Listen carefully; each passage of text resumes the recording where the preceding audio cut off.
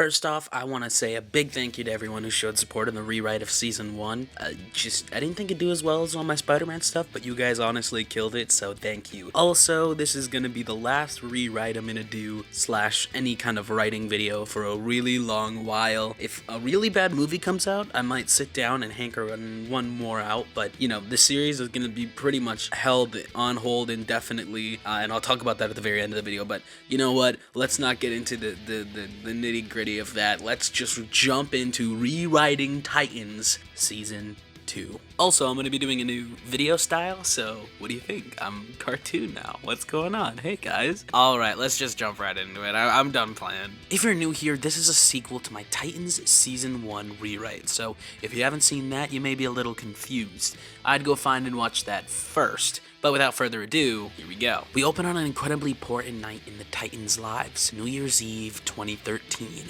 The earliest we've seen of the Titans in the series so far. They're throwing a party for New Year's and also celebrating their newest recruits, Beast Boy and Raven. They're all having an incredibly good time as they enter into the new year, and it's a great night for the Titans until Grant Wilson, also known as the Ravager, kicks the door down. Beast Boy asks who he is, with Robin just responding, "Ravager, son of Deathstroke." Grant's contract is to kill Beast Boy, and he's here just to do that. The fight begins, and the Titans Tower quickly becomes hell on Earth. Grant is taking on every single Titan single-handedly without breaking a sweat, and things do not look good for our heroes. He manages to make his way over to Beast Boy and they fight. He almost just destroys Gar, but, you know, Gar can kind of hold his own, but barely. He holds the hero up by the neck, about to go for the kill, when he begins foaming at the mouth, falling to the ground, letting Beast Boy go. Titans watch in horror as Grant lies there, dying. Gar violently wakes up in his bed with Raven in their apartment. He's sweating and hyperventilating, waking Raven up as well. Gar,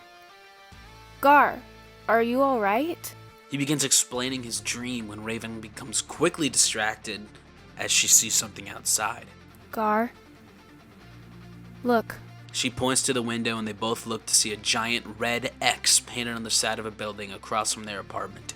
It's been a whole year since Season 1 as we transitioned over to the Titans Tower. Gar is talking to Dick about the crazy-ass nightmare that he just had, while Dick is a little bit more concerned with Red X resurfacing with a seeming threat. Although Beast Boy is kind of unsure if it's meant to be taken as such, maybe it's a warning? Either way, recent Red X sightings have increased in the past few weeks and the Titans are honing in. We quickly reveal that there are Red X microchips all over Titans Tower, and we pan out and see Deathstroke watching them on a video monitor, showing us exactly what Slade wants. A little family reunion. Cut over to Tim Drake, looking over Dick's files and all the recent Jason sightings. He looks over the most recent sighting, the Joker, found strung up on a Ferris wheel in Gotham City's amusement mile. He's beaten pretty badly, but not dead in any means. He's still laughing, which puzzles and intrigues Tim. Jason was obviously out for revenge, but something stopped him.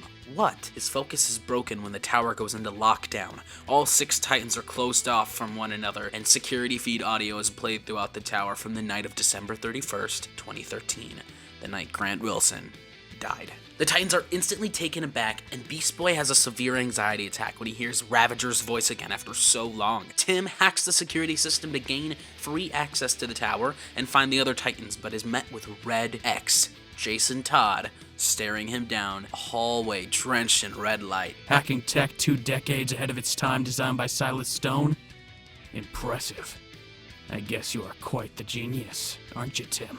The two battle, with Red X coming out on top throughout most of it because, well, Tim's physical prowess paling behind the brawler of Jason. Tim tries to reason with Jason, having obsessed over his psychological profile over this past year with Dick. Jason never wanted to stop doing good, even when he felt he was a poison to those he loved. So why give that up to become a simple criminal? Jason pins Tim to the ground by stabbing him through the shoulder with an X and tells him that his morals haven't changed, he just needs to finish the mission. He disappears into the blackness between the flashing red lights, and lockdown ends, and the tower systems reboot. The 6 regroup together in the commons area, and they briefly discuss Red X's attack, but are taken aback. The uniform of Ravager is positioned in the center of the floor. Dick momentarily flashes back to last season and remembers Jason talk of a new mentor, and the episode ends when the realization hits him. Deathstroke is back. And now that we've wrapped up the kind of basic outline of the first episode. We're gonna break down all of the episodes until the final one,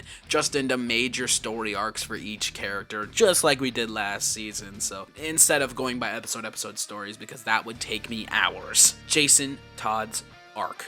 His is going to be like the main arc of this season. Last season we saw the beginning of Jason's hunt for vengeance, and this season I'd kind of like to delve a little deeper into the reasoning behind that. Roy Harper was his best friend, and his unjust murder over a death that he didn't have anything to do with has driven his rage to new heights. He doesn't want any more Wayne family, Grayson families, or Speedies to ever happen again, and he feels that the only good way to accomplish that is to kill off the evil that is too great to be chained for very long. And I really want to dive into the mental state of Jason Todd. I want the audience to get a full, complete look into Jason's head and kind of reason with him. Like, they know that, the audience should know that Jason is doing something wrong by being so brutal and killing, but they should understand where he's coming from.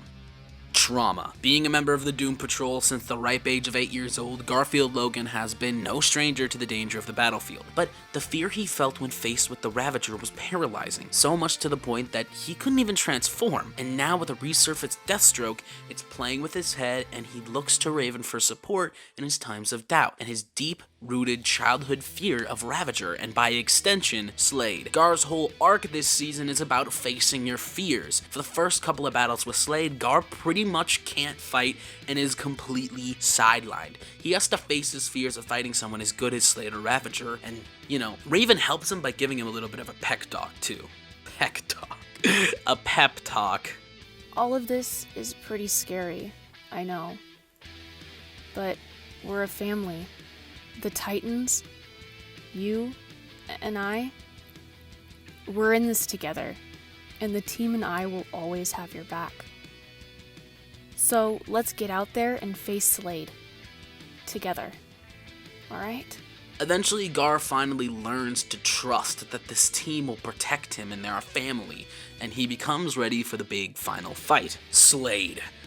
The next major arc is about Slade's inner turmoil about the death of Grant and his crumbling father-son bond with Jason, as he begins to slowly realize that his subservice isn't guaranteed. We focus on Grant for a little bit in flashbacks and his life leading up to his death. He is very much like Jason Todd, rebellious, brash, and not one to obey in every order. His father attempted to groom him to become the next Deathstroke, but being as callous and neglectful of a father as he was, his grooming and training of Grant was so much more of just a mental and physical abuse than anything else, which made him decide to strike out on his own. Ravager, where he became a personal mercenary to the Hive, a major Titan's foe in their first active year, which led us to him wanting to take down Gar for a contract. On contract to kill them for their constant interference. Grant was now pure hubris. He wanted to distance himself from the monster that became Slade, but ended up becoming one that was much worse in the process. A violent, borderline psychopathic personality, unafraid to use shortcuts to get his job done, and culminates in his death in the deep regret that Slade feels that fuels his fight with the Titans and his misplaced blame on them. So it's all about how Grant kind of killed himself in a way, and how Slade really blames that on the Titans, and we kind of just get a back look into why Slade hates the Titans so much. Give us a bit of an explainer, because I set him up last season as this huge, their greatest villain, and I kind of want to explore why he is that greatest villain. Tim. And I feel the fourth essential character arc would be Tim Drake, the resident new kid on the block. Still struggling to find his place in the team, he looks to what the old Robin meant to the team, trying to find a sense of closure and purpose in his role as Robin. He forms the oddest of connections to Jason, and that Jason as the Red X will come across our new Robin multiple times and is envious of how he's so much more like Dick Grayson than he ever was, while Tim Drake admires how Jason was never unsure of who he was, even if he wished he was someone else. And they form this kind of weird brother bond and kind of learn from each other a little bit. Jason's gonna learn to be a better person in general, while Tim is going to learn to want to strike out on his own and be his own person instead of worrying so much about a mantle. Jason's discoveries. While working with Slade, Jason's going to discover some things that he had previously not known. When exploring Deathstroke's base of operations, he finds a room, a bedroom for a little girl. Creepy, right? He sees a young girl sleeping as he walks into the room. He sees pictures around her room of her with her family, seemingly royal. He rushes out of the room when Slade calls to him. Who could that have been? Dick, Rachel, Corey, and Wally don't really have major arcs this season as they did last time. This season I kind of just wanted to focus on the characters who I feel didn't get enough time in the spotlight last season. And Rachel will be helping Gar with his personal arc, and Dick helping Tim with his. And so they're still in the story. They just aren't, the centerfold of the main arcs in the season, if that makes any sense. Final curtain. This is going to be my basically outline of the last episode, kind of like how I did the first episode. They have to get Jason back, and that's what the whole season's been about, bringing Jason back to the light and saving him from the fingerprint of Slade Wilson. After following some clues left by Slade, the Titans find themselves in an abandoned hive facility. The same facility Grant Wilson had been using as his main base of operations when he was on contract to take down the Titans so long ago.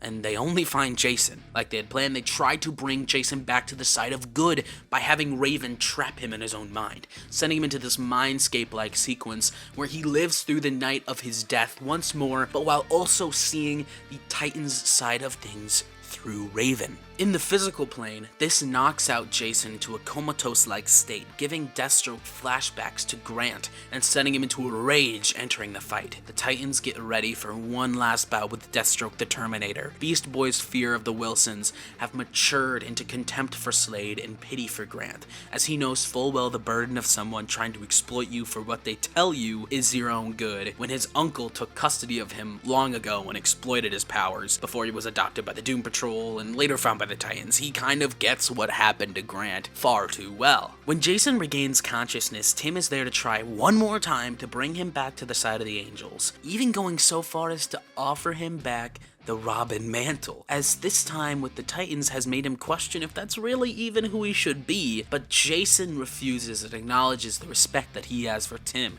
before, in Jason Todd fashion, knocking him out before he can stop it. We find out that when Jason was in the Mindscape, he discovered a few things about the night of his death that were previously unknown. You see, when Jason got to see the events that happened to the Titans that night, he noticed something, someone that the Titans had no idea about. As the Titans are fighting Slade, Beast Boy gets his moment to get a few really good hits on him, telling him that he doesn't fear Slade anymore because he's got his friends, his family behind him. The Titans will always have each other's backs.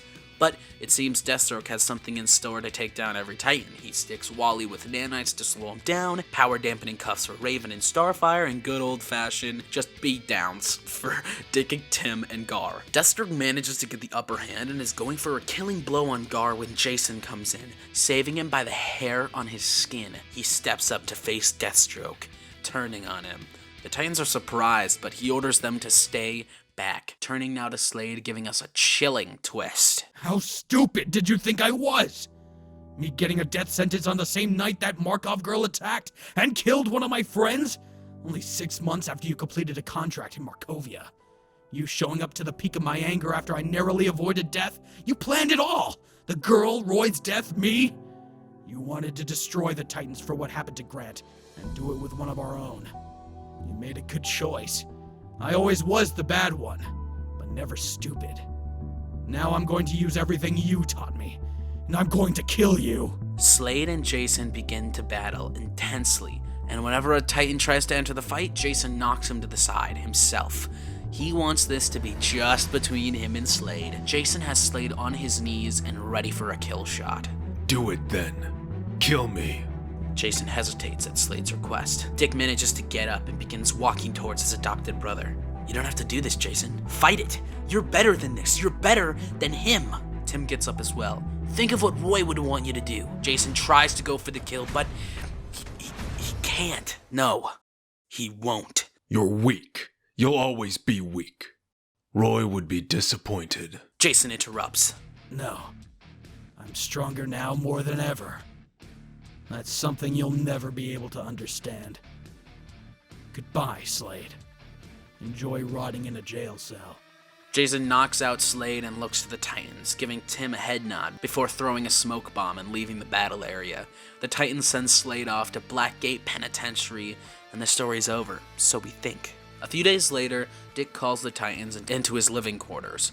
They find him in front of a box with a red X mask and gear. They surround the box as Tim grabs a letter from the inside, handing it to Dick. Looks like it's for you. Dick opens it and begins reading it to the group, but we hear Jason say it all. Hey Grayson, been thinking it over and I think you deserve these back. They're yours and not mine. I'm done living in the shadow of Bruce and, most importantly, my past. I always admired you, you know? Ever since I met you, you knew exactly who you were and who you wanted to be. I never got that luxury. I think that's why I stole this gear. Part of me wanted to be you. But I'm done attempting to be something that I'm not. I'm not Red X or Robin. I don't know what I am. But I know that whatever I end up becoming, it'll be of my own making. Take care of Tim. He's a good kid. I'm glad someone like him replaced my role as Robin. He deserves it. Until our paths cross again, this is goodbye. Love, your brother, Jason. And with that, the last shot of the season is Jason standing on a roof looking at Titan's Tower. He puts on a red-colored hood and walks off. Alright everybody, thank you so much for sticking around for this series. I mean, you guys are way more hyped for this series than I ever thought you would be. Every freaking post I make in the community tab, I get one comment at least. Hey, when's Titans Season 2 coming? Like, Jesus, guys. Which is why I'm so sad to say that the rewrites are going to be put on hold for a little bit.